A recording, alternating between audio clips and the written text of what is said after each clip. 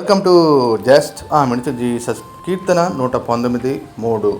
వారు ఆయన మార్గములలో నడుచుకొనుచు ఏ పాపమును చేయరు. దేవుని యొక్క మార్గములు సత్యమైనవి, యథార్థమైనది, మోక్షాన్ని కలిగించేవి. యేసుక్రీస్తు ప్రభులో ఈ లోకానికి వచ్చి నేనే మార్గం అంటూ ప్రపంచానికి గొప్ప సందేశం ఇవ్వడం జరిగింది. ఎందుకో తెలుసా? ప్రపంచంలో అనేక మంది తమకు నచ్చిన మెచ్చిన మార్గంలో, అపవాది మార్గంలో, ఇష్టానుసారంగా వెళుతున్నటువంటి నరక మార్గంలో వెళుతున్న వారికి ప్రపంచానికి గొప్ప సందేశం ఇచ్చారు. నా మార్గములకు రండి, నా మార్గంలో ఉన్నవారు పాపానికి దూరంగా ఉంటారంటూ గొప్ప సందేశం తెలియజేయడం జరిగింది.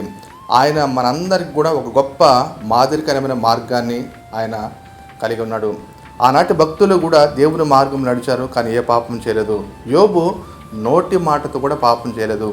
అదేవిధంగా దానియేలు తన ముగ్గురు స్నేహితులు అపవిత్రమైన ఆహారం తినకుండా తమ జీవితాలను పరిశుద్ధపరుచుకున్నారు. కాబట్టి దేవుడు అట్టి కృప దేవుడు మనకు అనుగ్రహించును గాక. ఆమేన్.